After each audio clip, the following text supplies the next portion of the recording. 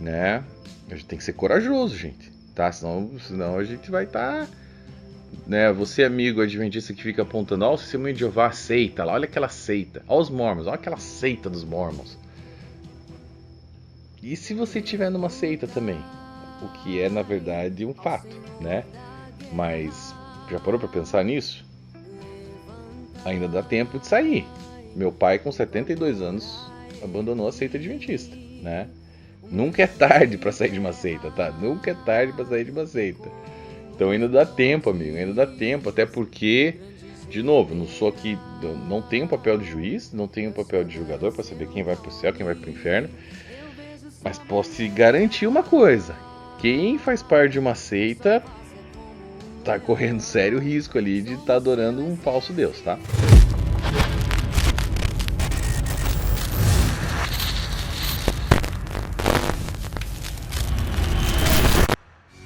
Vai valer a pena ter deixado tudo, ter largado todo mundo, ter amado a cruz, ter seguido você, Jesus.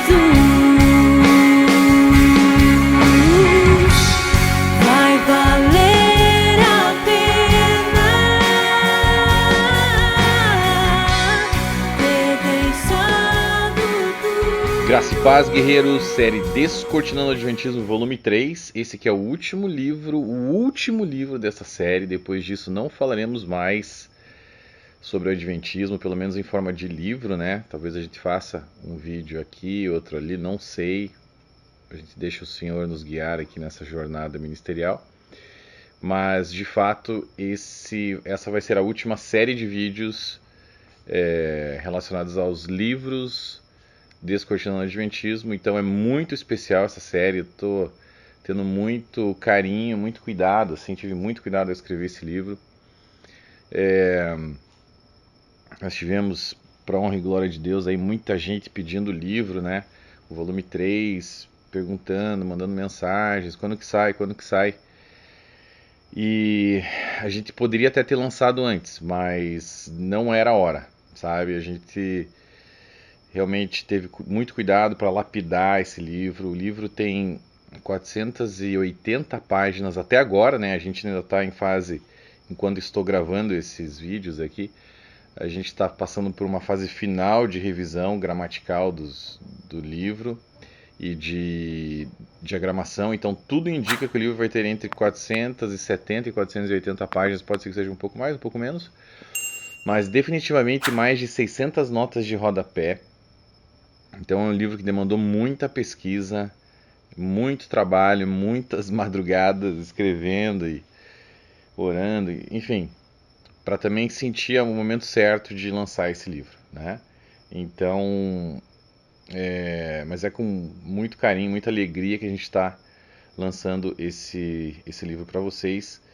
E assim, gente, não é porque é meu, mas de minha autoria, mas não existe nada parecido, nem no Brasil, nem no mundo, tá? Que encompasse, né? Que tenha, apresente tanto conteúdo quanto essa série de livros, Descortinando o Adventismo volume 1, volume 2 e volume 3. É muita coisa, é muita informação inédita, principalmente ao povo brasileiro.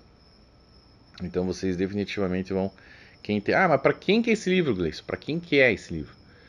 É para os evangélicos? Com certeza é para os evangélicos, né? Os evangélicos são quase o povo mais...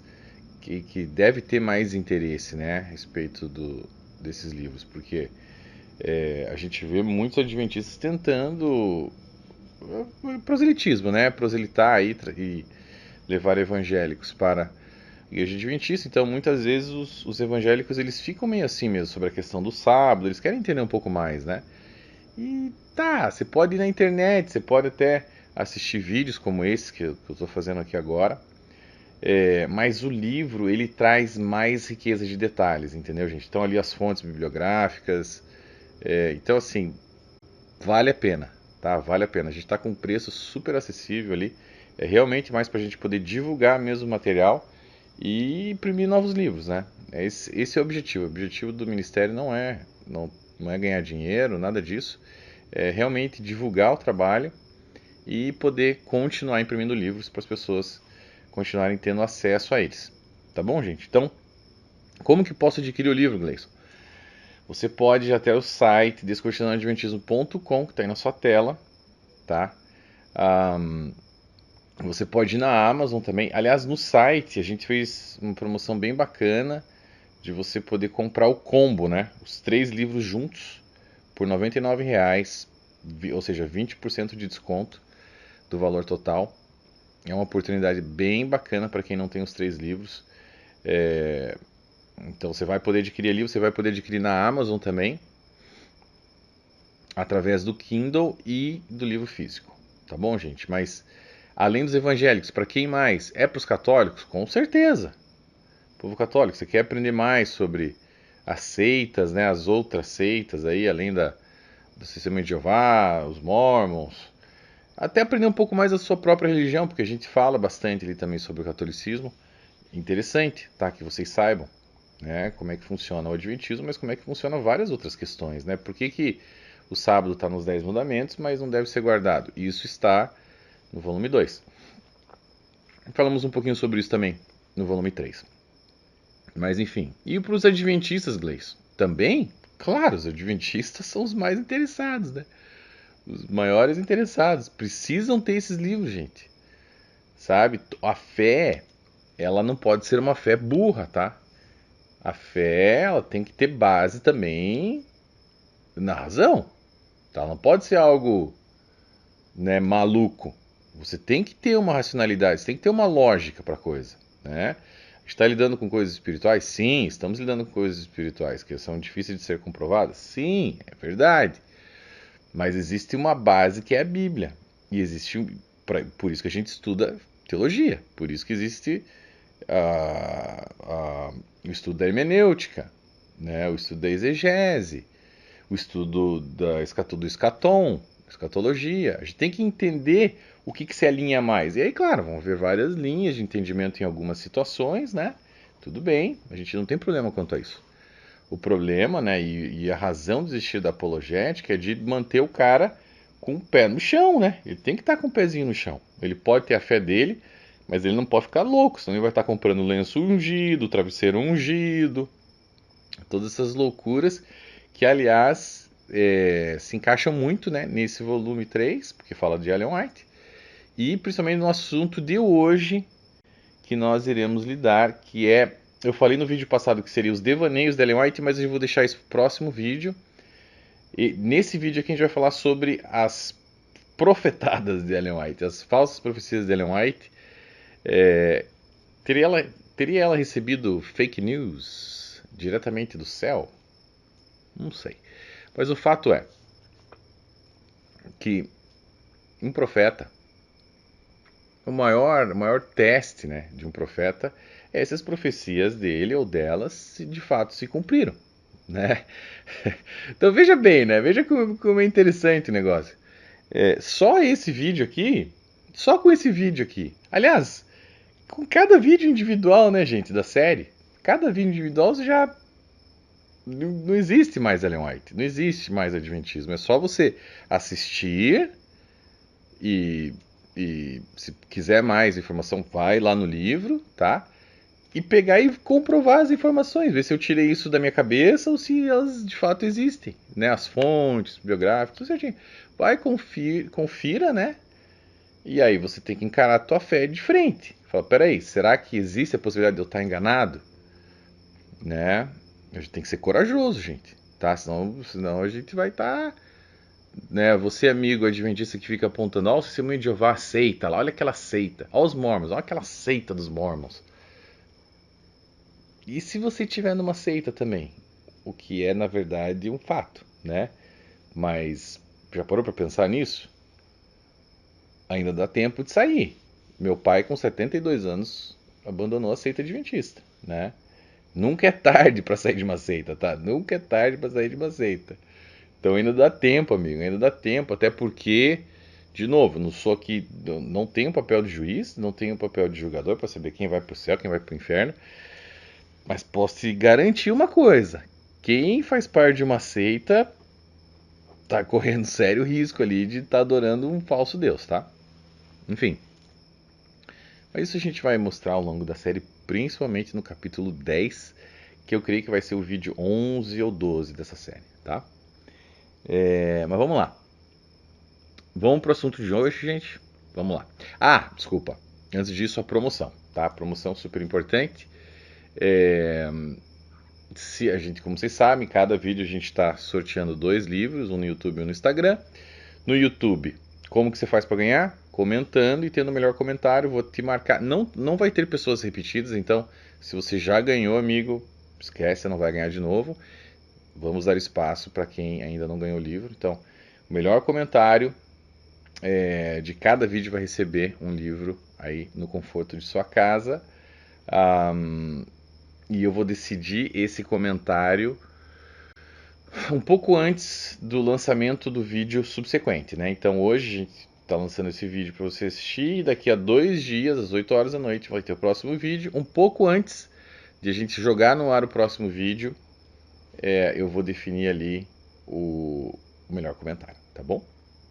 Então isso é através do YouTube. No Instagram, você, dessa vez, cada dia a gente está fazendo um negocinho diferente aqui. Dessa vez você vai poder utilizar, ou seja, se você... No primeiro vídeo a gente pediu para você postar os 2 livros, né? Quem tinha os 2 livros teria que postar nos stories do Instagram, me marcar ali, @GleisonPércio, os 2 livros. Dessa vez não. Se você tem ou o volume 2 ou o volume 1, tanto faz. Qualquer um dos 2, tá? Você me marca com um deles no Instagram, nos stories, me marca ali que eu vou sortear, vou ver, vai ser aleatório. Eu vou escolher quem vai ganhar. Na verdade, assim, hoje vamos fazer um negócio diferente.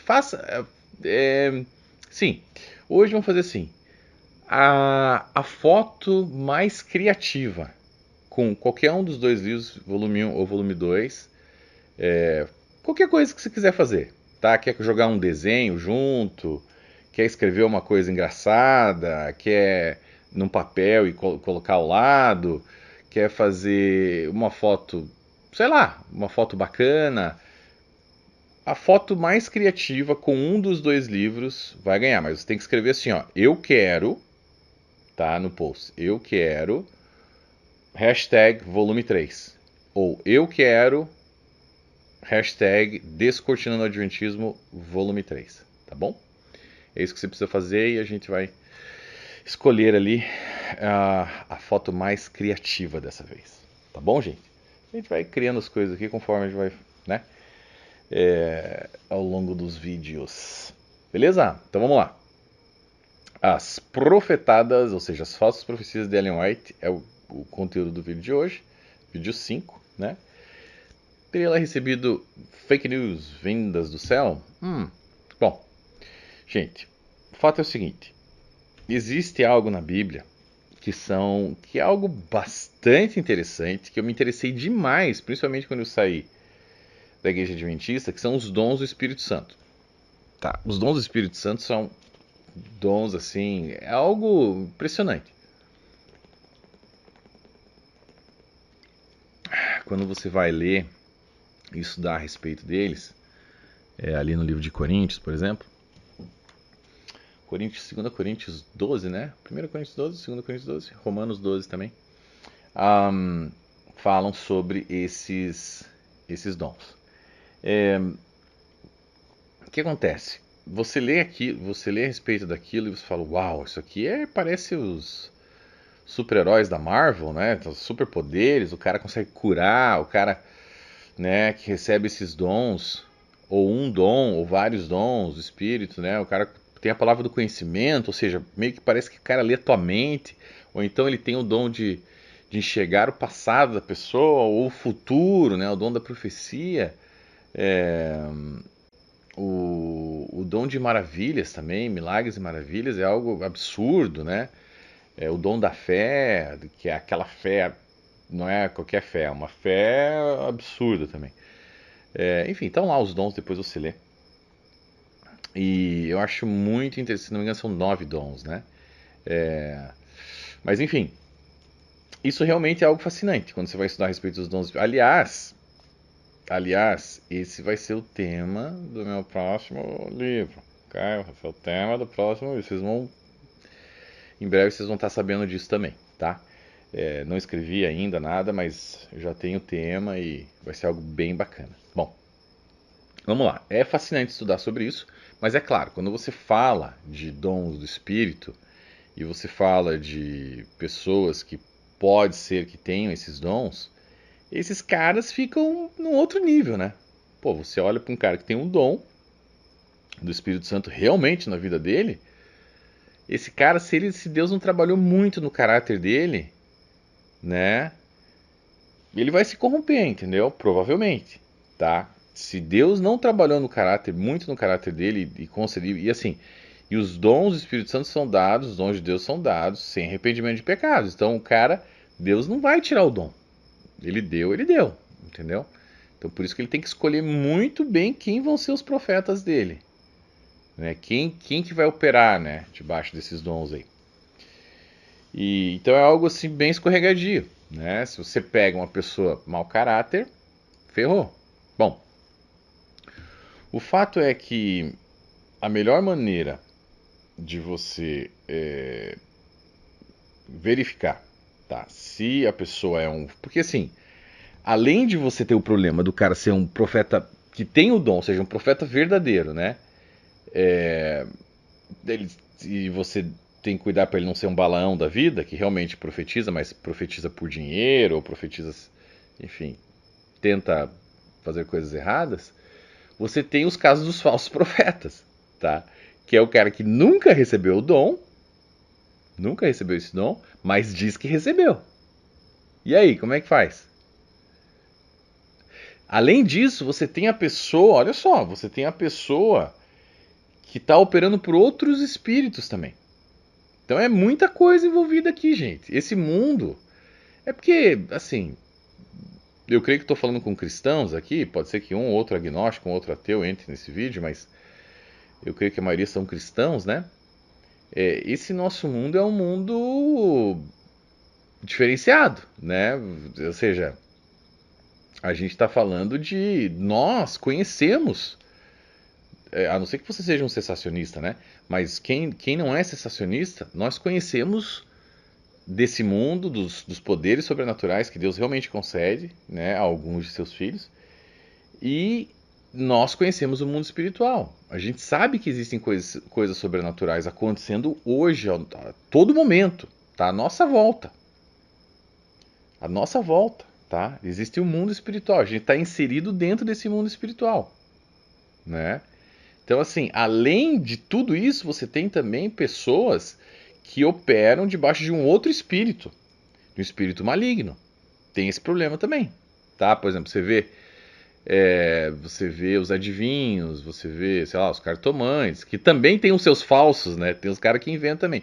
Mas tem a galera, tem os bruxos, né? Os feiticeiros, que aliás a gente vai entrar nesse assunto pesado no capítulo 10, vídeo 11, sobre o ocultismo, mas existe esse outro lado. Então, existem pessoas que dizem que estão operando pelo Espírito de Deus, mas na verdade estão operando pelo Espírito do diabo. E aí, como é que você vai saber, né? É o seguinte, tem como você saber de algumas maneiras. Primeiro, pelos frutos, né? Você conhece pelos frutos, mas também Deus deixou uma chave, né? Que inclusive você viu no início desse vídeo, lá em Deuteronômio 18, versículos 20 a 22. Olha o que diz ali. Mas o profeta que ousar falar em meu nome alguma coisa que não lhe ordenei, ou que falar em nome de outros deuses, terá que ser morto. Olha só, era pesada, hein? A pena ali era pesada. Imagina se tivesse acontecendo isso nos dias de hoje. Quanta gente não iria morrer, né? Ou na época de Ellen White, né? Mas talvez vocês se perguntem, como saberemos se uma mensagem não vem do Senhor? Aí, a resposta: se o que o profeta proclamar em nome do Senhor não acontecer nem se cumprir, essa mensagem não vem do Senhor. Aquele profeta falou com presunção, não tenho medo dele. Bom, Então, veja bem, então Deus dá uma dica aqui, ó. Se esse cara profetizou e não se cumpriu, falso profeta. Falso profeta, entendeu? Ah, mas tá, Glenn, mas às vezes o cara não pode se empolgar e não tá ouvindo direito a Deus lá e solta uma profetada. Tá, vou dizer que uma vez, sim, talvez duas, né? Mas me diz uma coisa, gente, o que acontece quando existe uma igreja que tem toda a sua base em cima de uma pessoa que se diz profeta, tá? Toda a base dela, os escritos dela, todas as doutrinas, tudo baseado naquela pessoa que, no caso da Igreja Adventista, Ellen White, né? O que acontece quando essa pessoa nunca acertou uma profecia sequer? E aí? Como que fica isso? Irmão Adventista, para pensar um pouquinho. Ó, acorda um pouquinho agora. Vamos, me escuta. Profetisa da Igreja Adventista, Ellen White. Fato. Você segue os escritos dela, como se fossem a Bíblia. Ou seja, a palavra de Deus. Fato. O que aconteceria se você descobrisse que ela nunca acertou nenhuma profecia? E aí você alinha isso com Deuteronômio 18, 20 e 22. E voa lá, você tem o quê?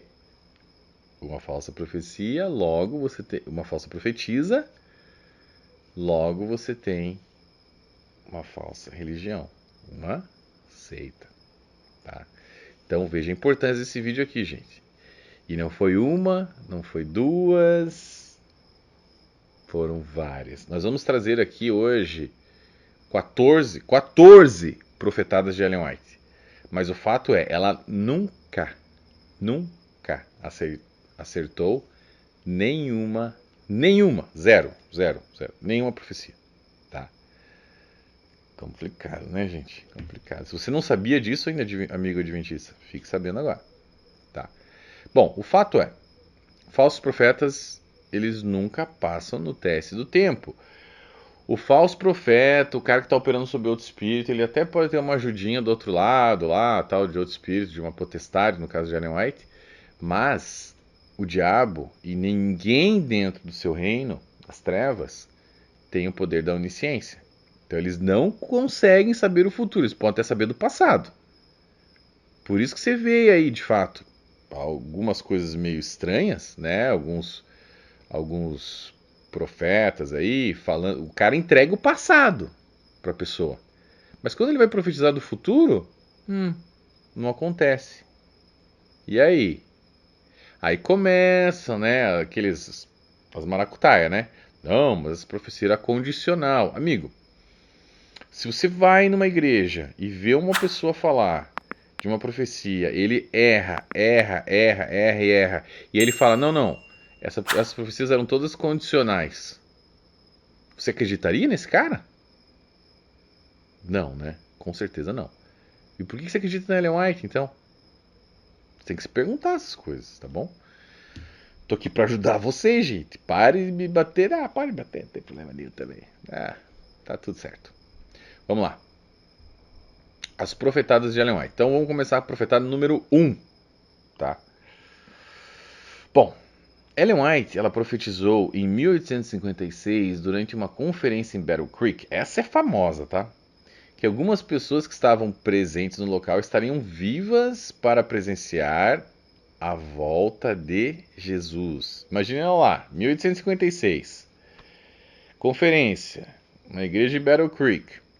Ela começa a profetizar e ela diz o seguinte: público todo presente ouviu, tá? Ela diz o seguinte: foi-me mostrado o grupo de pessoas presentes à assembleia. Disse o anjo, olha só, ela meteu o anjo no meio da bronca aí. Alguns alimento para os vermes, alguns submetidos a 7 pragas, alguns estarão vivos e permanecerão sobre a terra para serem trasladados por ocasião da vinda de Jesus. Ah! Mais claro do que isso é impossível, gente. Tá claro. Algumas pessoas que estão aqui serão alimentos para, ou seja, vão morrer. Alguns serão submetidos às 7 últimas pragas. Então tem um grupo ali dos que morreriam antes das 7 últimas pragas, tem um grupo dos que seriam submetidos às 7 últimas pragas, e tem um grupo daqueles que estarão vivos e permanecerão sobre a terra para serem transladados por ocasião. Não tem como. Não tem escapatória. Tá claro aqui. Ela não fala se algo acontecer. Se. Não. Isso aqui não tem se nenhum. É o que ela disse que ia acontecer. Muito bem. O que acontece? Isso foi em 1856. Em 1910, uma senhora chamada Evelyn Lewis Reeves se lembrou do que a Ellen White tinha dito. Tá? Ellen White estava viva ainda em 1910. E ela pegou e ela resolveu investigar o caso. Por que mais? Ela falou, nossa, essa senhora ela cresceu, né? Lançou um monte de livro e tem bastante seguidor aí e tal. Pá, beleza. Mas eu lembro de uma profecia dela, lá de 1856. E ela falou, vou investigar esse negócio. E ela investigou. E o que ela encontrou? Ela buscou todos os nomes dos presentes que estavam na Assembleia e ela encontrou as pessoas que estavam vivas em 1910. Ou seja, nessa época que ela se lembrou do ocorrido, ela pegou o nome e a idade de cada pessoa que estava viva ainda e que tinha estado naquela Assembleia lá em 1856, quando Ellen White profetizou, isso, largou a profetada. Bom, ela fez a listinha, a gente vai ler a listinha aqui para vocês, tá? As pessoas que estavam vivas em 1910. Ellen White, com 83 anos. G.W. Amadon, de 78 anos. J.E. White, de 60, que era o filho dela, né, o Edson White, 61 anos. W.C. White, 50, que é o outro filho dela, Willie, de 56 anos. Ogden Lewis, de 62 anos. Lorinda Nordke, de 68 anos. Mary Smith Abbey, de 56 anos. May L. King, 78 anos. Azahel Smith, 74 anos. Evelyn Reeves, ela mesma, de 58 anos. Anna Wilson, de 70 anos. J.W. Batchelor, 73 anos. Ivila Batchelor, 72 anos. Julia McDowell, 73 anos. Smith Kellogg, 76 anos. Albert Kellogg, 74 anos. Emma Kellogg, 61 anos. J.W. Kellogg, 59 anos. A.A. Dodge, 80 anos. Hannah Hastings, 65 anos. Seymour Bovid, 82 anos. Griffin Lewis, 68 anos. Laura Kellogg Brackett, 65 anos. Mansell Marvin, 80 anos. R.M. Kilgore, de 67 anos. E Lorinda Carpenter, de 75 anos. Bom, muito bem. A pessoa mais jovem na época que ela fez essa lista tinha 56 anos, tá? Quando a gente traz essa conta para os nossos anos, tempo atual, a pessoa mais jovem, a pessoa mais jovem dessa época, que tinha 56 anos, hoje teria 170 anos. Obviamente, nenhuma dessas pessoas está viva nos dias de hoje, né? Então, isso diz o quê? Mais uma pecinha no quebra-cabeças aí da falsa profetisa Ellen White, que fica agora à exposição do mundo para que todos possam visualizar de maneira cristalina a realidade dos fatos. Gente, falsa profecia, pelo amor de Deus, tá? Profetada número 2. Ellen White profetizou que Jesus voltaria em junho de 1845. Bom, existia uma senhora chamada Lucinda Burdick, que na década de 1840 era uma amiga muito próxima de Ellen White, né? Ela era esposa de um pastor e diversas vezes ela ouviu pessoalmente as profecias de Ellen White serem pronunciadas. Bom, a senhora Burdick relatou aí uma das profecias de Ellen White em que ela dizia que Jesus voltaria em junho de 1845. Tá? Olha o que ela disse aqui. Ó. Durante o ano de 1845, eu encontrei a Sra. White por diversas vezes na casa do meu tio em South Windham, no Maine. primeira reunião se deu no mês de maio, que foi quando eu ouvi declarar que Deus havia revelado a ela que Jesus Cristo voltaria à Terra em junho daquele mesmo ano. Bom, se Ellen White disse para ela que Jesus voltaria naquele mesmo ano, não voltou, falsa profecia, falsa profetisa, tá? É impossível que ela seja uma verdadeira profetisa do Senhor. Bom, sigamos adiante. Profetada de número 3.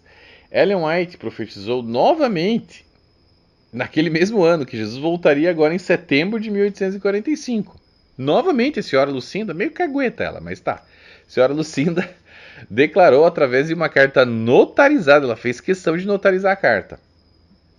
Declaração notarizada. Que no ano de isso ela fez no ano de 1908, essa carta notarizada, né? Escrevendo ali o que Ellen White tinha dito. Diz que Ellen White havia enunciado em sua presença diversas profecias sobre a volta de Jesus. A primeira, em junho de 1845. A segunda tinha ficado para setembro daquele mesmo ano. Olha lá o teor do documento dela. Olha o que ela diz aí. Durante a estação de feno, encontrei-a novamente, encontrou Ellen White novamente, na companhia de James White, no mesmo lugar, e ouvi meu tio perguntar a ela sobre o fracasso do senhor em aparecer em junho, de acordo com as suas visões. O tio dela falou: Ô, Ellen White, você falou que ia vir em junho, já passou junho, e aí? Ela respondeu que tinha sido informada na linguagem de Canaã, e que ela na época não a entendia, mas que desde então tinha entendido que Cristo voltaria em setembro, no segundo crescimento da grama, em vez do primeiro crescimento da grama, em junho. Tá. Gente, Ellen White aqui, ela tenta se justificar dizendo que Deus havia falado com ela na língua de Canaã, e por isso ela não havia entendido o recado direito. Sobre isso, a gente tem algumas perguntas, né? Primeira pergunta: por que Deus falaria com Ellen White numa língua que ela não entendia? Para pra pensar, né? Por quê? Segunda pergunta: como é possível que a senhora White, logo na sequência, em tão pouco tempo, tenha aprendido a falar a língua de Canaã fluentemente? Seria o cananês? Talvez seja o cananês, não sei. Como ela aprendeu tão rápido, né? E em terceiro ponto, que a gente gostaria de indagar aqui aos nossos amigos telespectadores. Quem seria suficientemente ingênuo para acreditar em tamanha mentira? Ai, meu Deus. Muito bem, essa é a terceira profetada. Tá. Aí vocês podem falar: não, Gleice, a Lucinda é uma serva de Satanás. Ela inventou isso aí, não é verdade, entendeu? Para. Isso não é prova nenhuma. É uma mulher que notarizou lá, falou que conheceu ela, mas tinha alguma rixa com ela. Ou estava sendo usada por Satanás. Então tá bom. Ok, então vocês não acreditam? Então vamos falar de uma outra profetada aqui. Ellen White mais uma vez profetizou falsamente que Jesus voltaria dentro de alguns meses no ano de 1850. Só que dessa vez ela mesma falou isso, tá? Então já fica um pouquinho mais complicado. Aqui está nos primeiros escritos, páginas 64 e 67. Olha só. Numa visão dada em 27 de junho de 1850, meu anjo acompanhante disse: o tempo. Ela jogou na conta do anjo acompanhante, né?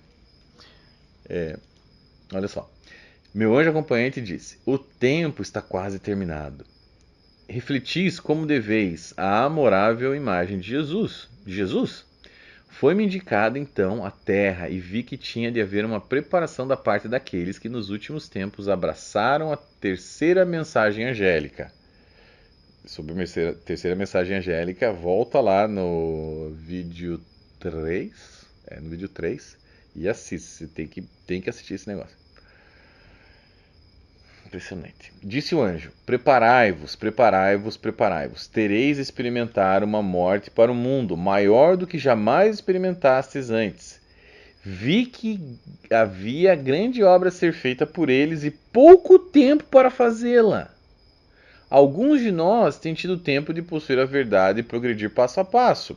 E cada passo dado tem nos propiciado força para o seguinte: mas agora o tempo está quase findo.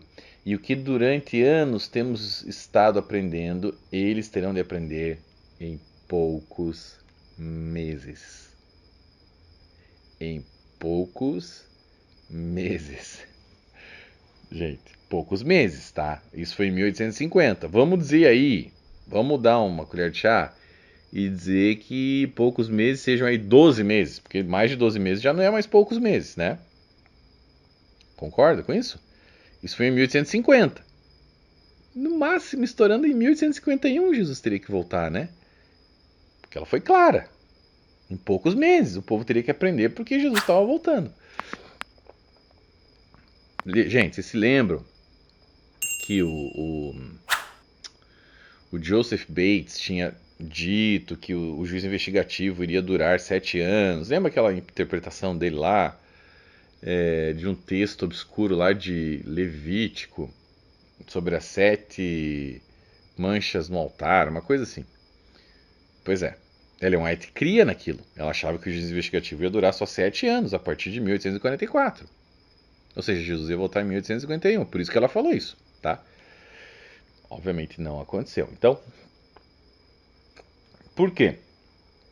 Porque ela insistia em tentar adivinhar o dia e a hora da volta de Jesus. Por isso que na primeira visão dela, ela disse lá que Deus falou para ela o dia e a hora da volta de Jesus. Ela esqueceu, né? De Atos 1:7, Mateus 24:36, quanto aquele dia e hora ninguém sabe, nem os anjos dos céus, nem o Filho, somente o Pai, né? Muito bem. Bom, o fato é, já se passaram 174 anos. Exatos 2088 meses. E até agora, 2088 meses não são poucos meses. Até agora Jesus não voltou, tá? Então, fato, profetada, falsa profecia, falsa profetisa. Bora. Profetada número 5 agora. Ellen White prevê em 1882 que a antiga Jerusalém nunca mais seria reconstruída. Vamos ler sobre essa profetada? Sobre Jerusalém? Olha lá.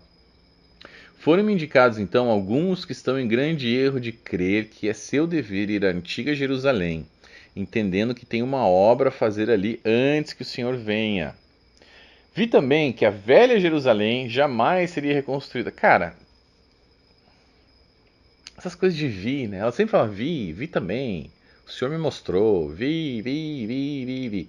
Então a gente viu que o que ela viu muitas vezes era tirado de outros livros, plagiado, ou alucinações, porque ela diz que a velha Jerusalém, ela diz que viu que a velha Jerusalém jamais seria reconstruída. O que acontece, gente, é o seguinte, em 1882, que foi quando ela escreveu esse negócio aí, não havia qualquer alusão no mundo geopolítico de uma legitimação de reconhecimento da ONU sobre o Estado de Israel. Não havia nada disso, né? Aliás, creio que nem ONU existia nessa época, se eu não me engano. Bom, nem sequer a reconstrução da antiga Jerusalém. Ninguém imaginava que isso fosse acontecer. O que se via lá em Jerusalém nessa época era uma cidade desolada, era a mesma cidade da época das Cruzadas, por exemplo. Era um negócio nada a ver com o que existe hoje. Somente uma revelação legitimamente divina poderia prever que Israel voltaria a se reerguer, né? Ou seja, que os judeus voltariam a Jerusalém em 1945, lá depois do Holocausto, e que em 1948, através até de um voto de Minerva, de Oswaldo Aranha, ali no Conselho da ONU, né? Em 1948 foi, então, oficializado ali o Estado de Israel. Ninguém conseguia imaginar que isso fosse acontecer em 1882, ninguém via isso. Ninguém olhava, não, estava longe disso. Então, que excelente oportunidade para Ellen White, se ela fosse de fato uma profetisa verdadeira do Senhor, de ela profetizar exatamente o contrário do que ela profetizou. Ela deveria ter falado, olha, eu vejo que Israel será reconstruído e a antiga Jerusalém será reconstruída. O Estado de Israel será novamente erguido, né, e legitimado. Pô, que oportunidade ela perdeu! Mas não, porque toda a mente carnal da época só conseguia ver isso, né, que Jerusalém nunca seria reconstruída. Que foi exatamente o que ela profetizou. Mais uma profetada, é óbvio, né? liberou ali mais uma profetada e deu exatamente o efeito contrário, totalmente contrário do que ela havia predito. Né? A Velha Jerusalém não somente foi reconstruída, como foi muito melhorada. O Estado de Israel foi oficialmente criado, legitimado pela ONU em 1948, e hoje apresenta um dos exércitos mais poderosos do planeta. Quem diria, né? Então essa foi mais uma fake news aí, entregue pela mensageira do Senhor, né, e consumida ali pelos seus seguidores que insistem em não enxergar o óbvio que a mulher era de fato uma falsa profetisa. Proclamadora de falsas profecias em série. Impressionante. Profetada número 7. Ellen White profetizou que durante a Guerra Civil Americana a Inglaterra iria invadir os Estados Unidos, arrasar com o país e humilhá-los grandemente. Oh, Deus meu! Vamos lá, vamos ler o que ela escreveu. Fui mostrada que se o objetivo desta guerra fosse exterminar a escravidão, então, se desejado, a Inglaterra teria ajudado o Norte. Mas a Inglaterra compreende plenamente os sentimentos existentes no governo e que a guerra não é para abolir a escravidão, mas apenas para preservar a União, e não é do seu interesse tê-la preservada. Nosso governo tem sido muito orgulhoso e independente, governo americano. O povo dessa nação se elevou aos céus e olhou com desdém para os governos monárquicos, triunfando em sua liberdade proclamada, enquanto a instituição da escravidão, que era 1000 vezes pior do que a tirania exercida pelos governos monárquicos, foi permitida a existir e foi acarinhada. Nesta terra de luz, é acarinhado um sistema que permite que uma parte da família humana escravize outra parte, degradando milhões de seres humanos ao nível da criação animal. Não se encontra um pecado igual a esse em terras pagãs, disse o anjo. Ouça, ó céus, o clamor dos oprimidos, e retribua os opressores em dobro de acordo com seus atos. Esta nação ainda será humilhada até o pó. Tá. Continua. A Inglaterra está estudando se é melhor aproveitar a atual condição fraca de nossa nação e arriscar-se a fazer guerra contra ela. Ela está ponderando o assunto e tentando sondar outras nações. Tem que, se iniciar uma guerra no exterior, ficará fraca. Teme que, se iniciar uma guerra no exterior, ficará fraca em casa e que outras nações aproveitarão sua fraqueza. Outras nações estão fazendo preparativos ativos, porém discretos, para a guerra. Esperam que a Inglaterra entre em guerra com a nossa nação, pois assim teriam a oportunidade de se vingar por ela ter se aproveitado deles no passado e cometido injustiças. Uma parte dos súditos da rainha aguarda uma oportunidade favorável para se libertar, mas se a Inglaterra achar que compensa, ela não hesitará em momento algum em aproveitar suas oportunidades para exercer seu poder e humilhar nossa nação. Quando a Inglaterra declarar guerra, todas as nações terão interesses próprios a servir e haverá guerra geral, confusão geral. Bom, a verdade é que qualquer estudioso da história americana sabe que em todos os registros históricos da Guerra Civil Americana, que ocorreu entre 1861 e 1865, em absolutamente nenhum momento a Inglaterra declarou guerra aos Estados Unidos. Logo, nunca humilhou-a até o pó. Mentira. Tá. Aí pode vir lá, né, os advogados da Ellen White, da Igreja Adventista, querer argumentar que essa era uma profecia condicional de Ellen White. Né? Mas não procede, sabe por quê? Se você ler o texto ali, ó, você vai ver o seguinte. Ellen White escreveu claramente ali na sua profetada, abre aspas, quando a Inglaterra declarar guerra. Não era uma questão de se a Inglaterra declarar guerra, mas quando a Inglaterra declarar guerra. Ou seja, a declaração de guerra por parte da Inglaterra não era uma questão de se, mas de quando iria acontecer. Era só um momento que... E o momento teria que ser na Guerra Civil, porque ela estava falando ali sobre a Guerra Civil Americana, entre 1861 e 1865. Ou seja, o veredito, novamente, é claro, falsa profecia, falsa profetisa. Profetada de número 8. A escravidão seria reinstaurada no sul dos Estados Unidos. Ai, meu Deus, vamos lá. Vamos ler o que ela escreveu ali. A escravidão será novamente reavivada nos estados do sul, pois o espírito da escravidão ainda vive. Portanto, não será conveniente para aqueles que trabalham entre as pessoas de cor pregar a verdade tão ousada e abertamente como poderiam fazer em outros lugares. Até mesmo Cristo vestiu suas lições em figuras e parábolas para evitar a oposição dos fariseus. Bom, que ela escreveu no começo? A escravidão será novamente reavivada nos estados do sul. Tá claro. Tá claro. O que ela escreveu aqui. Obviamente, a escravatura nunca mais voltou a ser instaurada nos Estados Unidos. Nenhum lugar dos Estados Unidos. Né? No fim da Guerra Civil Americana, a escravidão foi abolida e jamais tornou-se algo legalizado no país norte-americano. Todo mundo sabe disso, gente. Desde então, é processado por crime federal qualquer pessoa que busca ali engajar, né, nesse tipo de atividade ali, qualquer atividade ligada à escravatura. Claro, existem alguns casos isolados que você pega lá o cara e tal, mas esses casos são punidos severamente pela lei americana, né, e que prende os responsáveis e condenam por essas atividades ilegais. Então, o que ela disse não foi isso. Ela disse que a escravidão será novamente reavivada nos Estados do Sul. Reavivada não é um outro caso isolado de loucos aí que fazem algumas loucuras. Não. Reavivado é algo, né, que muita gente está fazendo.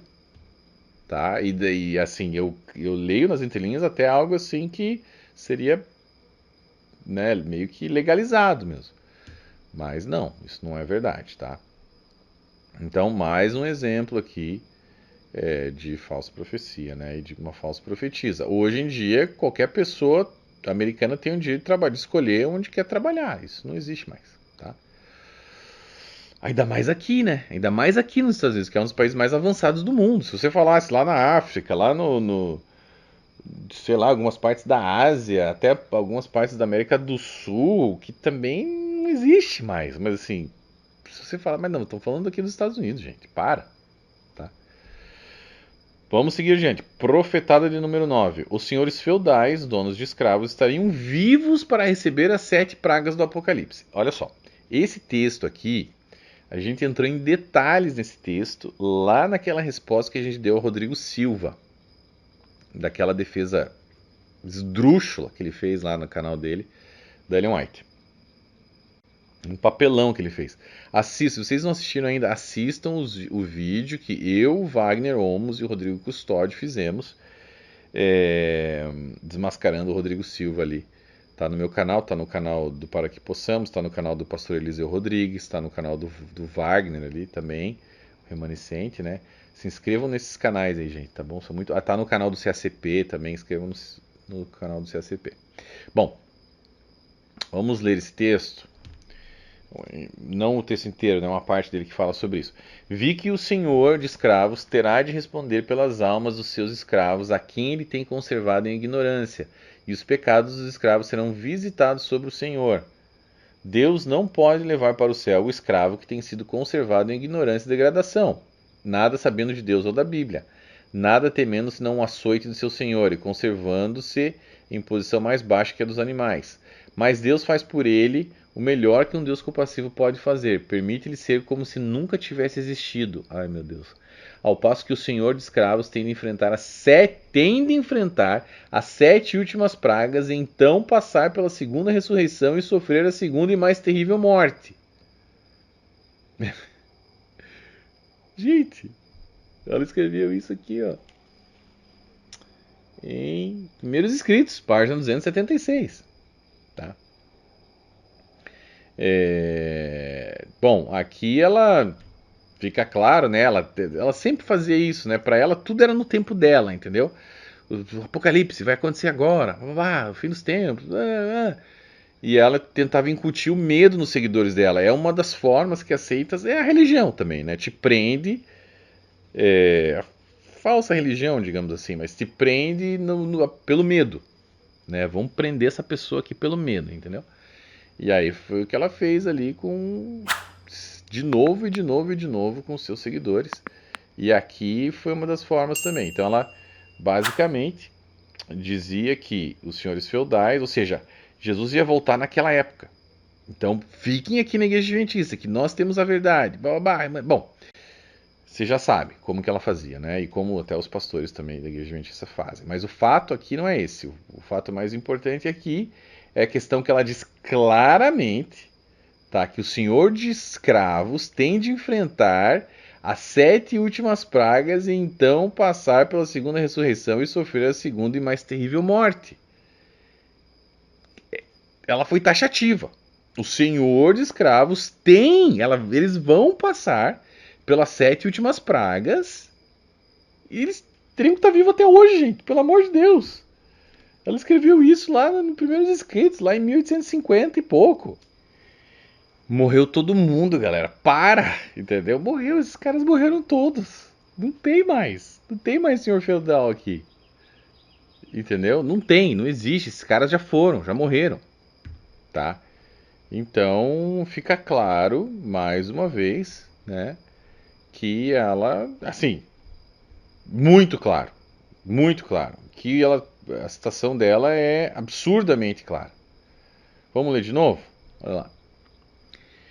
Sim, mas Deus fez por ele o melhor que um Deus. Aliás, aqui tem a questão também dela dizer aqui que Deus iria eliminar esse escravo da existência. Ó, Deus faz por ele o melhor que um Deus compassivo pode fazer, permitir-lhe ser como se nunca tivesse existido. Isso aqui tem implicações seríssimas também. Como assim nunca tivesse existido? A doutrina do aniquilacionismo, mais ou menos, né? Porque mais ou menos, tá? Porque aqui ela já vai para um passo acima. Ela fala, ó, o que o escravo fez? Não fez nada, só nasceu escravo. Nasceu escravo e morreu escravo. Para ela isso tem que eliminar esse cara aí, tá? E não sei de onde ela tirou isso, porque na Bíblia não tem nada, não fala de nada disso. Mais uma vez ela fica inventando situações aí, né? Bom, mas ó, a questão toda aqui é, ela logo em seguida diz taxativamente, ao passo que o senhor de escravos tem de enfrentar as 7 últimas pragas. Então passar pela segunda ressurreição e sofrer a segunda e mais terrível morte. Tá claro, gente, pelo amor de Deus. Não tem conversa aqui. Não tem um se, não tem nada de condicional, nada. Tá? É isso aqui, claro, absolutamente cristalino. Tá? É impressionante, né? Ver que muita gente ainda leva essa mulher a sério. Tipo, um negócio assim, absurdo mesmo. Tá? O problema, gente, é que quando você tem uma pessoa faz essas coisas, quer incutir medo e tal, e é uma religiosa fanática, como tem vários, porém tudo bem. Mas ela era uma religiosa fanática que possuía influência nesses adventistas e possui influência até hoje. Então, imagine você vê um louco andando por aí na rua, falando um monte de besteira, ninguém dá bola. Agora, quando um louco que fala um monte de besteira e as pessoas param para escutar, tem problema, aí dá problema, tá? Porque você mostra, deixa claro, mostra os escritos dela, mostra os profetados e as pessoas ainda não quero saber, tá? Enfim. Vamos lá, o fato é que os senhores feudais morreram no início dos anos 1900, ou seja, há mais de 100 anos já não existe mais senhores de escravos no planeta Terra. Mais uma fake news vinda da profetisa do Senhor aí. Profetário número 10. A senhora White profetizou em 1864 que em breve a Terra seria despovoada. Essas aqui acho que poucas pessoas conhecem. Olha lá. O que ela escreveu. A família humana me foi apresentada enfraquecida. Cada geração tem se tornado mais fraca e toda forma de doença comete a raça humana. Milhares de mortais estão levando uma existência miserável. Alguns têm corpos deformados e doentes, nervos abalados e mentes sombrias. O poder de Satanás sobre a família humana está aumentando. Se o Senhor não vier em breve destruir seu poder, em pouco tempo a terra estaria despovoada. Se o Senhor não vier em breve e destruir seu poder, o poder do inimigo, de Satanás, em pouco tempo a terra estaria despovoada. Tá, isso foi há mais de 150 anos atrás. Ela disse que em breve, olha lá, se o Senhor não vier em breve e destruir seu poder. Em breve naquela época lá. Já passou 150 anos. Não aconteceu. Pelo contrário. Desde então o mundo cresceu exponencialmente. Naquela época existiam acho que 1,5 bilhões, se eu não me engano, de pessoas vivas no planeta. Hoje já somos 8 bilhões de pessoas.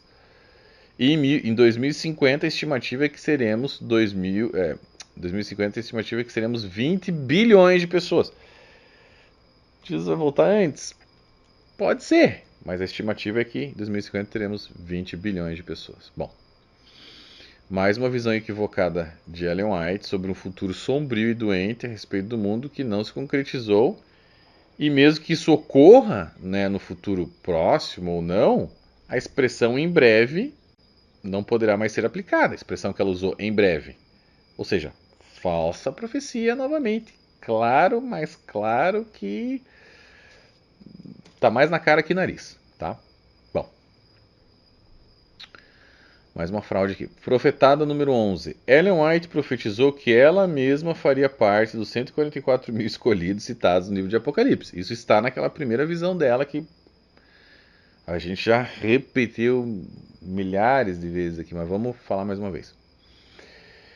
Pedi ao meu anjo assistente que me deixasse ficar ali. Não podia suportar o pensamento de voltar a este mundo tenebroso. Disse então o anjo: deves voltar e, se fores fiel juntamente com 144 mil, terás o privilégio de visitar todos os mundos e ver a obra das mãos de Deus.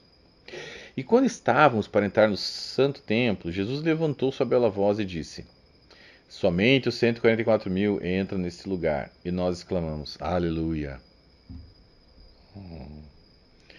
Se exclamaram aleluia, provavelmente é porque era eles, né? Eram os 144 mil que estavam exclamando. Mas tudo bem, vamos continuar aqui. Esse templo era apoiado por 7 colunas, todas de ouro transparente, engastadas de pérolas belíssimas. As maravilhosas coisas que ali vi, não as posso descrever. Oh, se me fosse dado falar a língua de Canaã. A língua de Canaã, que tem a ver Canaã, rapaz? Poderia então contar um pouco das glórias do mundo melhor. Ué, mas ela não falou que sabia falar a língua de Canaã? Bom, vi lá. Mais uma contradição, acabei de pegar aqui. Vi lá mesas de pedra em que estavam gravados com letras de ouro os nomes dos 144 mil. Depois de contemplar a beleza do templo, saímos e Jesus nos deixou e foi à cidade. Ninguém, a não ser os 144 mil, pode aprender aquele canto, pois é o de sua experiência. E nunca ninguém teve experiência semelhante. Esses são os que seguem o Cordeiro para onde quer que vá. Estes, tendo sido transladados da terra dentre os vivos, são tidos como as primícias para Deus e para o Cordeiro. Apocalipse 14, dentre os vivos, fala o texto. Apocalipse 14, 1 a 5 e 15, 3. Estes são os que vieram da grande tribulação. Ora, se vieram da grande tribulação, estavam vivos, não morreram. Não morreram, vieram vivos da grande tribulação. Não morreram. Passaram pelo tempo de angústia tal como nunca houve desde que houve nação. Suportaram a aflição do tempo, da angústia de Jacó. Permaneceram sem intercessor durante o derramamento final dos juízes de Deus. Outra loucura dela, né? Mas lá, permaneceram sem intercessor durante o derramamento final do juízo de Deus. Então, quando você junta as peças, né? Tendo sido transladados da terra dentre os vivos. Esses são os que vieram da grande tribulação. Permaneceram sem intercessor durante o derramamento final do juízo de Deus. Somente os 144 mil entram nesse lugar. 144 mil terás o privilégio de visitar todos os mundos e ver a obra das mãos de Deus. Quando você junta todas essas peças, o que a gente tem aqui de declaração de Ellen White? 3 declarações. Primeira, Ellen White diz ter recebido de seu anjo assistente a informação de que se ela fosse fiel, juntamente com os outros 144 mil escolhidos, eles iriam poder viajar para outros mundos. Primeira declaração. Segunda declaração. E ela já tinha ido, né, para Júpiter e Saturno. Mas tá, ou foi na sequência. Segunda declaração. Somente os 144 mil poderiam entrar em um determinado templo no céu e ela esteve dentro de tal templo. Descreveu o que viu por lá e em seguida se retirou. Se lembra, gente? Se lembra, ó? Ninguém a não ser os 140... Não. Cadê? Aqui. Somente os 144 mil entram nesse lugar. O próprio Jesus falou. Eles exclamaram, aleluia. Lembra? Bom. Terceira declaração. Os 144 mil permanecerão vivos até a segunda volta de Jesus. Essas 3 declarações estão claríssimas, cristalinas aqui. Concordam comigo? Volte o vídeo e vejam de novo o que eu falei ali.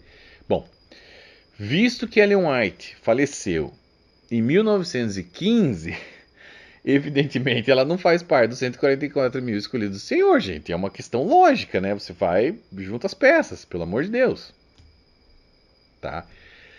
Logo, a gente só tem duas opções para essa coisa aqui. Ou ela foi infiel e foi rejeitada por Jesus, porque ela não pode mais fazer parte dos 144 mil. Ou simplesmente as suas visões foram falsas e não devem ser levadas a sério. De qualquer maneira, a Igreja Adventista sai perdendo e os membros também, porque ficam seguindo uma falsa religião. Né? Vamos falar, porque tem alguns teólogos, a gente apresenta as defesas adventistas também. Alguns teólogos dizem o seguinte, que em nenhum momento Ellen White disse que os 144 mil não veriam a morte. Mas isso não é verdade, tá? Porque, olha só, no livro Primeiros Escritos, ela deixa claro que em uma outra passagem, e aqui também, se você ler ali direito, fala também, mas tem uma outra passagem que ela diz que os 144 mil escolhidos nunca morreriam. Olha só. Então a trombeta de prata de Jesus soou ao descer ele sobre a nuvem, envolto em labaredas de fogo. Olhou para as sepulturas dos santos que dormiam, ergueu então os olhos e mãos ao céu e exclamou: Despertai, despertai, despertai, vós que dormis no pó, e levantai-vos. Houve um forte terremoto. As sepulturas se abriram e os mortos saíram revestidos de imortalidade. Os 144 mil clamaram aleluia quando reconheceram os amigos que deles tinham sido separados pela morte. E no mesmo instante fomos transformados e arrebatados juntamente com eles para encontrar o Senhor nos ares. Tá claro, né, gente? Tá claro. Os 144 mil viram a ressurreição e falaram e clamaram aleluia, porque eles reconheceram os amigos que deles tinham sido separados pela morte. Jesus vem. Não tem como distorcer isso. Jesus vem, fala, levanta do pó. O pessoal levanta. E os 144 mil estão olhando. Falam, aleluia. Meus amigos que tinham morrido agora estão comigo de novo. E aí o que aconteceu? Nesse mesmo instante fomos transformados e arrebatados. Fomos. Ela coloca aqui, fomos transformados e arrebatados. Ela também está vendo, ela está viva. Ela não falou, e eu também ressuscitei. Não, ela está junto com os 144 mil. Tá? Aí tem alguns indivíduos que falam assim, verdade, sim. Mas o que o anjo assistente dela quis dizer, na verdade, é que ela estaria junto com eles, com 144 mil, mas não necessariamente ela fazia parte dos 144 mil. Ou seja, segundo essa teoria e argumento, né, desses malucos advogados aí adventistas, a Bíblia então teria que mudar o número de pessoas de 144 mil para 144 mil e um, né, Ellen White. E mesmo assim, se ela não ressuscitou junto com os amigos lá dos 144 mil e não fazia parte dos 144 mil, então ela teve uma ressurreição especial só para ela. Só para ela. O que a Bíblia não tem, não abre. Aonde que está escrito isso? Teremos, lá no Apocalipse, tem um versículo ali, Tá, e esses caras estarão aqui, e outros estarão lá pro trono branco, mas Ellen White, o espírito de profecia, mensageiro do Senhor, essa terá uma ressurreição especial. Não tem isso na Bíblia. Mas tá, esquece isso. De qualquer maneira, ela disse que ela entraria no templo lá. Porque ela entrou no templo.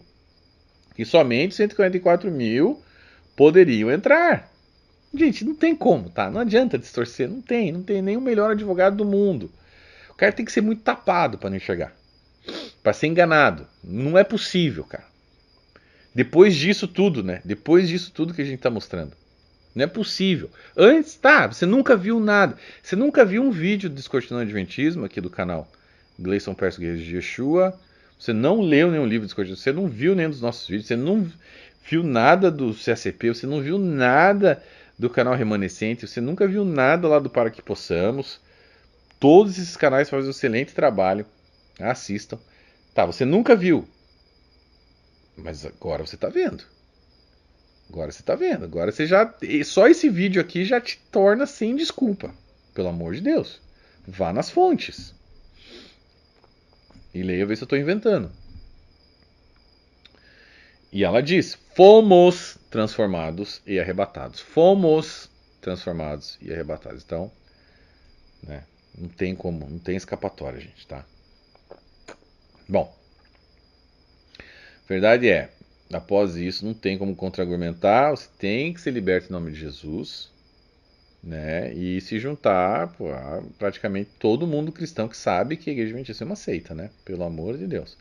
Profetado no número 12. Ellen White, em virtude de uma visão que diz ter recebido, passou a ensinar sobre a doutrina da porta fechada, que consistia na ideia de que ninguém poderia ser salvo após o dia 22 de outubro de 1844, com exceção daqueles que creram em William Miller sobre a falsa vinda de Jesus em 1844. A gente falou extensamente sobre isso uns 2 vídeos atrás. Falamos muito sobre isso no volume 1 da série Discutindo o Adventismo. A gente secou essa doutrina da porta fechada em detalhes no livro, tá? Que foi uma profetada das mais perigosas de Ellen White, porque ela dizia que ninguém precisava pregar o evangelho mais, né? Imagine, né? Imagine quantas pessoas deixaram de se salvar porque eles espalharam essa meleca por aí, tá? Essa barbaridade. Bom, e aí você pode falar, não, inglês, da onde? Porta fechada, o que você está falando? Bom, já falamos diversas vezes, mas vamos repetir aqui, tá? Ela cria e ela ensinava a respeito da porta fechada, olha lá. Enquanto estava em Exeter, Maine, em reunião com Israel Damon, James... Israel Damon é uma outra história que vocês vão ver num outro vídeo mais pra frente. James e muitos outros, muitos deles não acreditavam na doutrina da porta fechada. Sofri muito no início da reunião. A incredulidade parecia estar em todos os lados. Ela cria, mas eles não criam. Havia uma irmã lá que era considerada muito espiritual. Ela havia viajado e sido uma pregadora poderosa na maior parte do tempo por 20 anos. Ela verdadeiramente tinha sido uma mãe em Israel, mas uma divisão havia surgido no grupo sob a ideia da porta fechada. Ela tinha grande empatia pelas pessoas e por isso não podia acreditar na ideia de a porta da graça estar fechada. Eu não sabia nada a respeito do que ela pensava sobre o assunto. A irmã Dearborn levantou-se para falar. Eu me senti muito, muito triste. Finalmente minha alma parecia estar em agonia, e enquanto ela estava falando, caí da cadeira para o chão. Foi então que tive uma visão de Jesus se levantando do seu trono mediador e indo para o lugar santíssimo como noivo para receber seu reino. Todos estavam profundamente interessados na visão. Todos disseram que era era completamente nova para eles. Um errinho aqui. O Senhor trabalhou com um poder imenso, estabelecendo a verdade em seus corações. A irmã Durban sabia qual era o poder do Senhor, pois ela o tinha sentido muitas vezes, e pouco tempo depois de eu cair, ela também foi atingida e caiu no chão, clamando a Deus por misericórdia. Quando saí da visão, meus ouvidos foram saudados com o canto e o clamor da irmã Durban, com uma voz alta. A maioria deles recebeu a visão e ficou convencido sobre a doutrina da porta fechada, gente. Pelo amor de Deus, ela cria na porta fechada por um bom tempo, ensinou sobre isso. É claro, isso a própria Igreja Adventista admite. O que já por si só é um absurdo que admitam e não declarem, né, publicamente que Ellen White era uma falsa profetisa. Eles dizem que ela pregava sobre isso. Enfim, a gente não precisa mais comprovar isso, tem alguns outros textos aqui falando sobre isso, bababá. A carta dela para o Joseph Bates. Tá, não vou ler sobre isso porque vocês já sabem. Vocês já sabem que ela cria nisso. Tá? Eu vou ler só mais um texto porque esse aqui é muito forte. Olha só. Foi-me mostrado que o que teve lugar no céu, no final do período profético, 1844, terminando Jesus seu ministério no lugar santo e fechando a porta daquele compartimento, grande treva baixou sobre aqueles que tinham ouvido e rejeitado as mensagens de sua vinda e o perderam de vista. Jesus envergou vestes preciosas. Na extremidade inferior de suas vestes havia uma campanha, uma romã.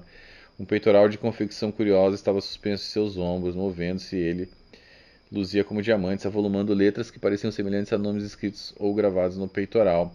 Sobre a cabeça trazia algo que tinha a aparência de uma coroa. Quando ficou completamente ataviado, achou-se rodeado pelos anjos e em um carro chamejante passou para dentro do segundo véu. Foi-me então ordenado que observasse os dois compartimentos do santuário celestial. A cortina ou porta foi aberta e foi-me permitido entrar. A mulher entrou lá, mano. Pelo amor de Deus. Olha a viagem dela. Enfim, tá claro isso. Existem. Depois você vai ver no livro sobre Robert Olson, que foi o curador do White State, e ele também admite, tá, que ela cria e ela ensinou errado e por muitos anos essa doutrina. Agora só, a gente vai ler sobre essa questão, a gente vai ler só mais uma coisa que é cumprido aqui, mas vale muito a pena, a gente tem que ler isso aqui, até porque acho que depois disso só tem mais 2 profetadas, tá? Aí a gente acaba. Mas essa carta ela é muito forte, que é a carta inteira da Lucinda Burdick. Lembra aquela mulher que notarizou a carta? Então, a gente teve acesso à carta inteira dela. Vocês têm que ouvir esse negócio aqui que essa mulher escreveu. Olha só que forte isso daqui. Eu sou de origem batista e fui convertido à religião de Jesus Cristo quando ainda era apenas uma criança. A influência do movimento adventista de 1843 e 1844 chegou até mim, mas eu não entendia seus argumentos e de forma alguma me identificava com eles até o ano de 1845.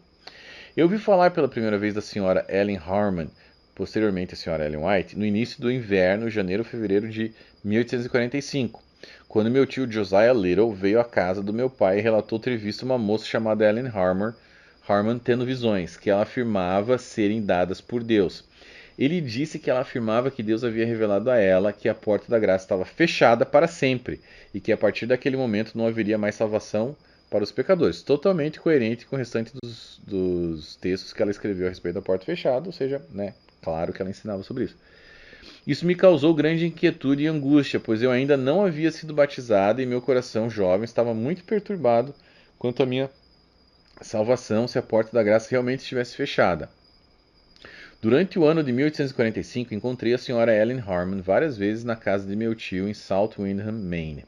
O primeiro desses encontros foi em maio, quando eu ouvi ela declarar que Deus havia revelado a ela que Jesus Cristo retornaria a essa terra em junho. Você lembra aquelas antigas profetadas lá, que a gente tirou dessa carta também?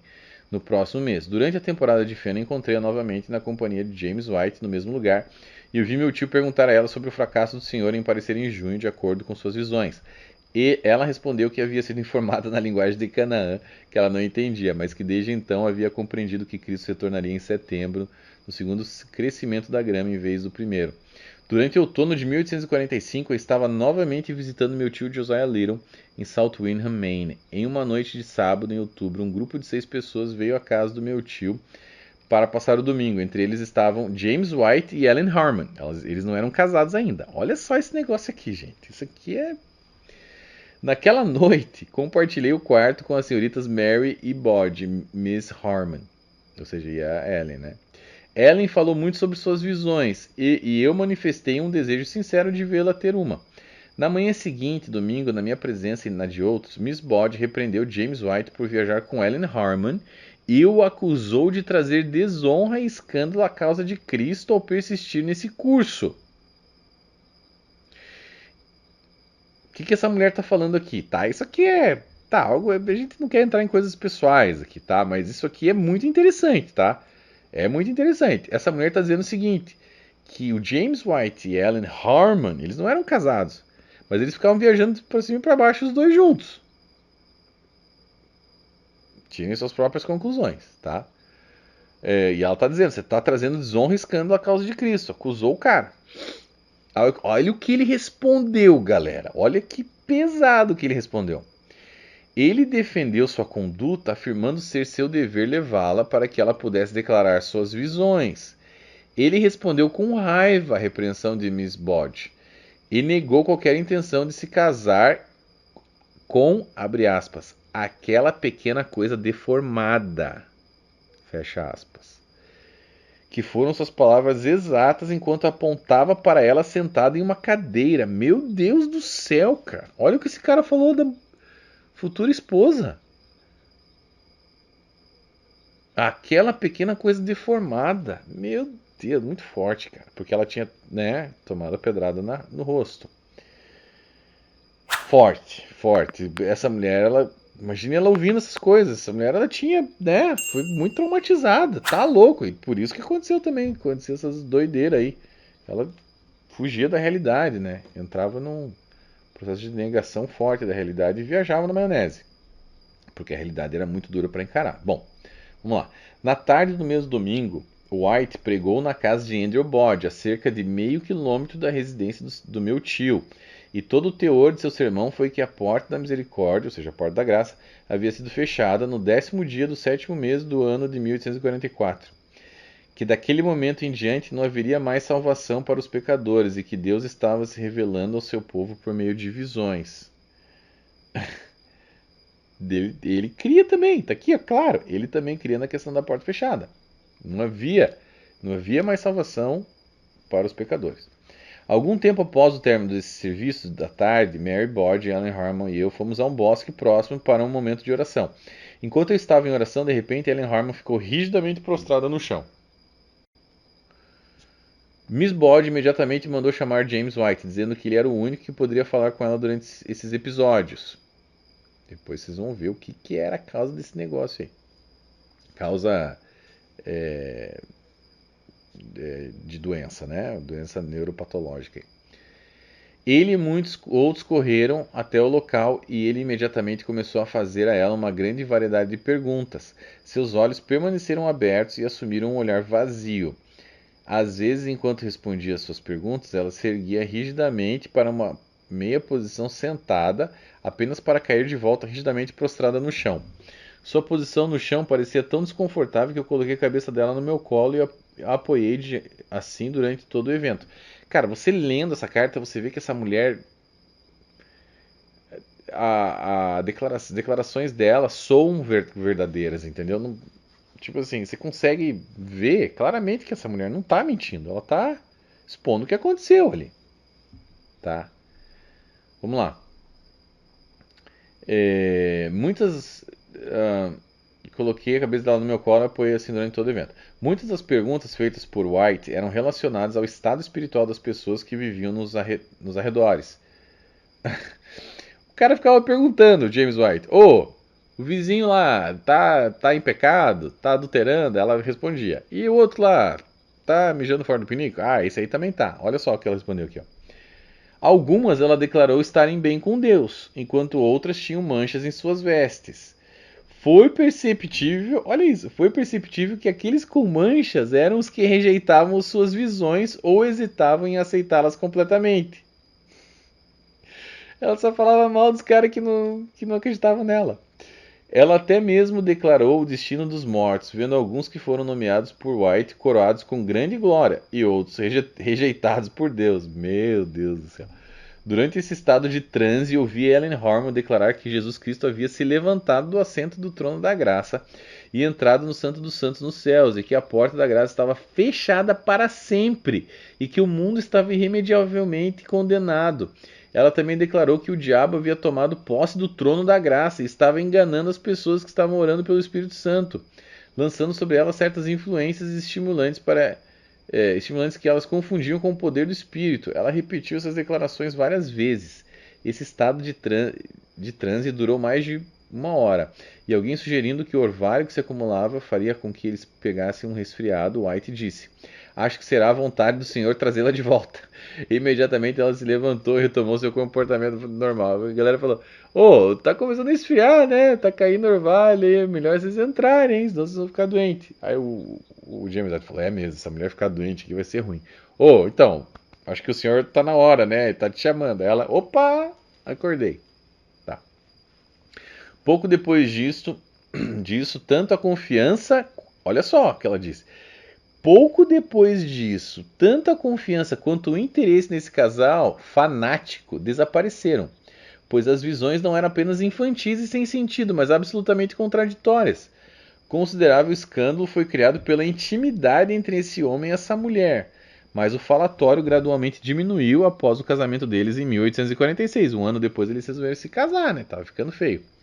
Cerca de 1 ano após o incidente relatado. Sua influência e campo de trabalho em Maine foram perdidos e logo partiram para o oeste, onde conseguiram despertar considerável interesse e um grande grupo de seguidores por meio de seu ensino sobre o sábado. Eles saíram fora de lá, até porque, né, em 1851 Jesus não voltou, eles pregavam a respeito disso, doutrina da porta fechada, toda aquela história. As pessoas começaram a morrer, foi um tiro no pé, não deixavam ninguém entrar no adventismo. Eles saíram de lá, foram para outro local e começaram tudo de novo, pregaram sobre o sábado, e o sábado o povo acreditou, né, na questão do sábado. Enfim, não interessa muito pra gente as fofocas do casal White, mas é muito interessante essa carta dessa Lucinda, tá, gente? Muito interessante, a gente colocou essa carta inteira no livro ali, depois quem adquirir vai ter acesso aí. Profetada número 13. A senhora White... e eu acho que essa carta não existe em português em nenhum outro livro, nenhum lugar, tá? Existe essa carta em português. É bem interessante, é um negócio assim cheio de pérolas aí. Bom, profetada número 13. A senhora White profetizou que Jesus voltaria antes da abolição da escravatura. Olha lá. Começou então o jubileu, quando a terra devia descansar. Viu o piedoso escravo levantar-se em triunfo e vitória e sacudir as cadeias que o prendiam, enquanto o seu ímpio senhor estava em confusão e não sabia o que fazer, pois os ímpios não compreendiam as palavras proferidas pela voz de Deus. Logo apareceu a grande nuvem branca. Pareceu-me mais adorável que nunca antes. Nela estava sentado o Filho do Homem. A princípio não vimos a Jesus na nuvem, mas ao aproximar-se esta da terra, podemos contemplar sua amorável pessoa. Esta nuvem, quando no princípio apareceu, era o sinal do Filho do Homem no céu. A voz do Filho de Deus chamou os santos que dormiam, saindo esses revestidos de gloriosa imortalidade. Os santos vivos foram mudados no momento, com eles arrebatados no carro de nuvem. Tá. Ou seja, ela está dizendo ali que o escravo vivo, né? Ela viu o escravo levantar-se em triunfo e vitória e sacudir as cadeias que o prendiam, as algemas, enquanto seu ímpio senhor estava em confusão e não sabia o que fazer, pois os ímpios não compreendiam as palavras proferidas vindas de Deus. Tipo assim, o que está acontecendo? Aí os escravos. Aliás, esses escravos aí, eles não iriam ser aniquilados? Ela não tinha dito que eles iam ser. Agora ele já está vendo eles diferentes. Eles já arrebentavam as cadeias, né? Não está denotando aqui que eles iriam ser destruídos, né? Como ela disse. Outra contradição, né? E aí, nesse momento, volta Jesus. Então, assim, gente, cadê esses escravos? Cadê esses senhores feudais? Não existe mais escravidão.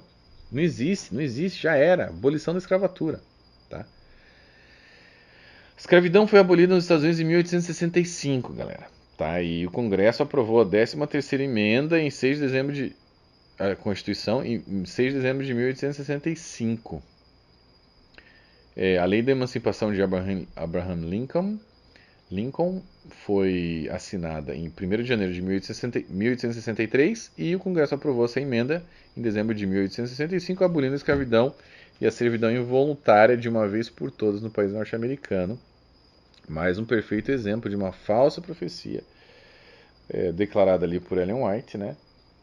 E assim, é interessante também que o que a gente está elencando aqui, na verdade, tem mais coisa no livro, mas tem mais coisa que a gente também não pôs no livro, porque senão o livro vai ficar muito gigante.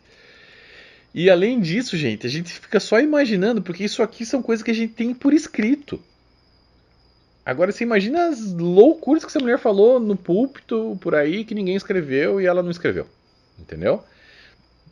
A maioria, 99% são coisas que ela escreveu. Aí 1% tem que nem a cara dessa Lucinda, né? Mas a gente, enfim, 99% são coisas que ela escreveu, que a gente prova, que ela criou prova contra ela mesma, né? Mas e as coisas que ela não escreveu, galera? Que ela só falou, liberou por aí, falou pra um, falou, ninguém escreveu. Vocês imaginam? Só dá pra imaginar. Agora, também tem coisa que ela escreveu e que tá encafiada lá no cofre do White State, e que a gente não tem acesso. Eu fico imaginando também o que tem ali dentro, né? Enfim. A última profetada de número 14. Essa aqui acabou em tragédia, tá? Ellen White profetizou falsamente em 1873 a respeito da cura de uma grave doença de um editor da revista Advent Herald na Suécia. Em 1873, o Sr. Karlstedt, o sobrenome dele, que era o editor ali da revista Advent Herald, ficou gravemente doente após ser diagnosticado com febre tifoide. Ellen White entrou na jogada e alguns outros irmãos foram chamados também às pressas para orar pelo sujeito. O que ela fez? Após a reunião de oração, ela declarou que olha o que ela declarou: que o Senhor estava presente com seu poder de restauração e cura para erguer o Sr. Karlstedt, cuja doença não seria mortal, mas que possuía o propósito de glorificar o Filho de Deus. Ela declarou isso. O que aconteceu? Apenas uma semana depois, o Sr. Karlstedt faleceu, não resistiu e morreu. Tinha um cara lá chamado Charles Lee, que na época era um pastor adventista, presenciou tudo, relatou tudo no seu livro chamado Three Important Questions for Seventh-day Adventists to Consider. Mais uma grave profetada da Sra. White, só que desta vez com um final trágico, né? O pessoal que estava junto, imagina a família dele e tal, criaram ali falsas esperanças e o cara acabou falecendo, né? Bom, gente, acho que ficou claro aqui, né, até agora, que o dom de profecia legítimo da Bíblia passou longe da Sra. White, né? Passou muito longe. Eu já presenciei alguns profetas, pessoas que operam, né, no dom da palavra do conhecimento, por exemplo. É algo muito forte, você vê um profeta verdadeiro, mas está cheio de falsos profetas por aí. Eu também já vi vários falsos profetas. Esse dom ele é muito raro, não é qualquer um que tem, tá? Então você tem que tomar muito cuidado, ficar com os pés atrás, até que de fato você comprove, né, que a pessoa, através do tempo, né, com o tempo que vai dizer, entendeu? Se as profecias daquela pessoa se cumpriram, se o cara não, enfim, se não está dando frutos ruins por aí e não está operando por um outro espírito. Então tem que tomar muito cuidado. Mas assim, eles existem, é fantástico, eles servem para edificar a igreja, né? Principalmente para converter o ateu, que quando vê fala, uau, o que está acontecendo aqui? Mas, gente, tomem cuidado e retenham o que é bom. E assim, acho que o dom mais importante que a gente precisa, que é o dom que eu oro para ter, cara, todos os dias eu oro por esse dom, para receber cada vez mais dele, né, que é o dom do discernimento de espíritos. A igreja precisa do dom do discernimento de espíritos, muito importante, para que não caiam nessas loucuras aí, tá? Uma das formas que a gente tem de não cair é através da apologética, para que as pessoas conheçam a Bíblia, interpretem a Bíblia corretamente, não caiam nesses contos aí de falsos profetas, né? Mas ao mesmo tempo, mantenham o coração de vocês aberto, tá? À legítima manifestação do poder de Deus, gente, porque é lindo quando você vê de fato uma pessoa sendo curada, entendeu? O dom de cura, enfim, o dom da palavra do conhecimento é muito forte você vê alguém liberando uma palavra, que a pessoa, só ela sabe, entendeu? Só ela sabe, ela não falou para mais ninguém. E o cara fala, pá, é isso aqui e tal, e realmente é. Ou então quando é liberada uma profecia, essa profecia se cumpre, é muito legal. Mas o que mais tem é falso profeta. Então, se cuidem, né? Não caiam em qualquer besteira, mas ao mesmo tempo eu procuro manter sempre o meu coração aberto ao poder de Deus, né? Eu tô aberto a isso. Eu não virei um cético frustrado depois que eu saí da Igreja Adventista. Pelo contrário, eu realmente presenciei, né, várias vezes o poder de Deus, assim, em diversas formas.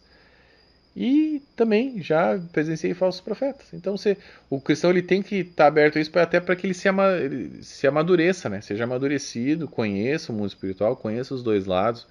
Ok, isso aqui é falso profeta, isso aqui é o profeta verdadeiro. Tá aí, você vai navegando nesse mundo aí.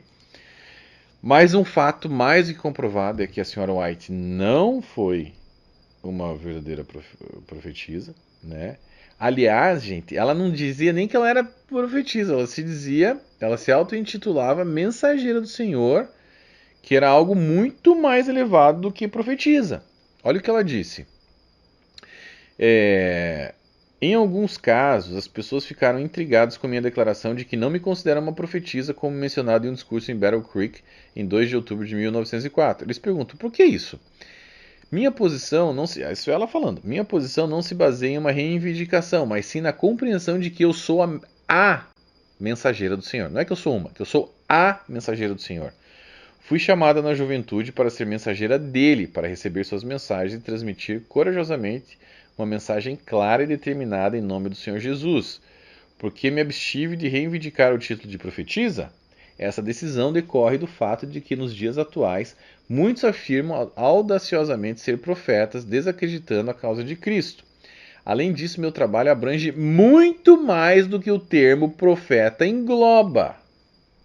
Reivindicar ser uma profetisa é algo que eu nunca fiz. Se outros me chamam por esse nome, não tenho nenhuma controvérsia com eles. Quer me chamar de profeta, me chame, não tem problema nenhum, eu aceito.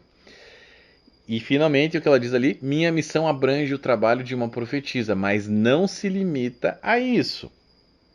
Ela é muito mais do que uma profetisa. Então, quando ela se declara, naquele outro texto ela se declarou a mensageira do Senhor, ou seja, não tem mais nenhuma, somente ela. Quando ela se declara como mensageira do Senhor, e ela diz que esse cargo é muito maior do que de uma mera profetisa, o que a Ellen White está dizendo aqui? Ela afirma que o papel dela, além de profetizar, é também apontar aquilo que é certo ou errado referente às interpretações da Bíblia e de como o povo do Senhor deve agir nos últimos dias. Ou seja, para alguém que se diz ser maior do que um mero profeta bíblico, a gente está falando o seguinte, ela está dizendo que ela é maior que o profeta Isaías, que o profeta Daniel, João Batista, Jeremias, Ezequiel, Paulo, Elias. Então essa história que você vê que os adventistas falam, não, ela se equipara a uma profeta não canônica, né? E dão alguns exemplos lá na Bíblia de profetas não canônicos. Não, senhor. Ela está dizendo que ela é maior do que os profetas canônicos. Sim, é o que ela está dizendo aí. Que o trabalho dela, olha só. Meu trabalho abrange muito mais do que o termo profeta engloba. Palavras dela. Entendeu? Então não caia nessa coisa aí que os adventistas tentam te enganar. Enfim, até porque ela, né, ela diz ter recebido o dia e a hora da volta de Jesus, coisa que nem Jesus tinha recebido. Então ela é maior que todos esses profetas e, quiçá, até que maior que o próprio Jesus em certos aspectos, né? Enfim, gente, a verdade é, se ela se coloca nesse patamar, nessa posição tão alta e hierárquica espiritual, nós temos que colocar para ela também uma exigência ainda mais alta do que o dos profetas canônicos. Ou seja, se ela é quem disse que ela diz ser, ela não poderia ter, obviamente, nunca ter errado nenhuma profecia, como ela errou. Se os profetas canônicos não erraram, ela muito menos, certo? E aqui a gente apresentou 14 profetados dela. Ela não poderia nunca ter plagiado como ela plagiou, que a gente já mostrou ali para vocês. Ela não poderia ter mentido, manipulado, enganado, como ela fez em diversas ocasiões, que a gente vai mostrar. Algumas coisas a gente já mostrou, outras a gente vai mostrar ainda. E principalmente ela não poderia ter escrito nenhuma vírgula contra as escrituras, como a gente mostrou para vocês nos últimos 2 vídeos, as heresias de Ellen White. Então assim, gente, o que eu posso dizer para vocês? Eu vou, na verdade, pegar de novo os escritos dela para jogar aí para vocês e incluir ela nessas lacunas que ela mesma inseriu ali, né? Olha só. Isso é ela escrevendo. Minha obra dos últimos 30 anos carrega o selo de Deus ou o selo do inimigo. Lembra aquela primeira questão das 3 problemas lá no primeiro vídeo? Não há trabalho pela metade nessa questão. Os testemunhos são do Espírito de Deus ou do diabo. Que ela escreveu também. Esses livros, contendo as instruções que o Senhor me deu durante os últimos 60 anos, contêm luz do céu e suportarão o teste da investigação. Mais uma falsa profecia aqui, 15ª profetada. Não passou do teste da investigação, Ellen White. A gente acabou de mostrar. Então, gente, para finalizar, a Igreja Adventista declara o seguinte sobre os escritos dela. Olha só. Nossa posição sobre os testemunhos é como se ela fosse a pedra principal de um arco. Se a removermos, não há um ponto lógico de parada até que todas as verdades especiais da mensagem sejam perdidas. Nada é mais certo do que isso. Essas mensagens e as visões estão interligadas. Ou elas ficam todas de pé juntas, ou elas caem todas juntas. Sendo assim, de acordo com o que a gente leu, esses últimos 3 textos, a gente só pode chegar à seguinte conclusão e veredito final sobre a literatura de Ellen White. Os escritos dela vieram diretamente de Satanás e não de Deus. Todos eles devem cair, de acordo com a própria Igreja Adventista. Ou seja, devem ser retirados de circulação imediatamente. E seus membros devem ser alertados, inclusive pela própria instituição, de que eles devem ser sumariamente descartados, gente. Isso é para o próprio bem dos membros, né? Então ela não foi apenas, Ellen White não foi apenas uma mera falsa profetisa, como temos centenas, milhares aí hoje. Mas ela foi também uma falsa mensageira, que é um cargo espiritual muito mais alto do que o de um mero falso profeta, que recebia mensagens ali de outros senhores. No caso dela, potestades e principados malignos, né? Então, gente, esse é o veredito final dos escritos dela, que a gente chegou à conclusão até agora. Calma, estamos só no vídeo 5. Temos mais 10 vídeos ainda pela frente. Espero que você suporte, amigo adventista, assistir todos, porque vai ficar pior. Parece impossível, mas vai ficar muito pior. Muito pior. Então vocês não podem perder, gente. Daqui a 2 dias, às 8 horas da noite, mais um episódio. Aí sim a gente vai entrar nos devaneios de Ellen White no próximo no próximo vídeo.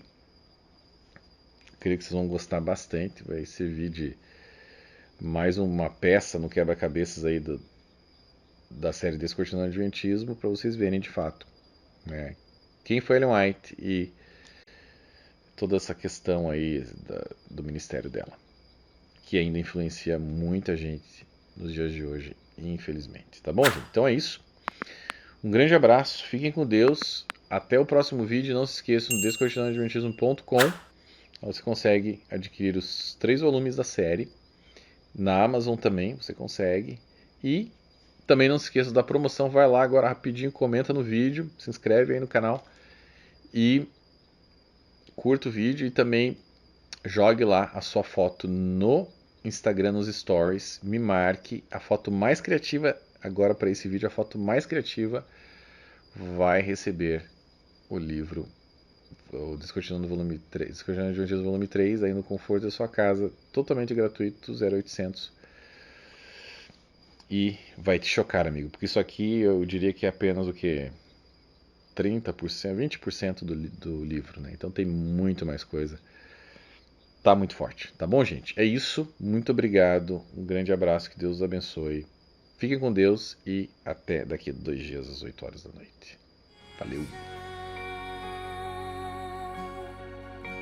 Eu amo a tua presença, você me faz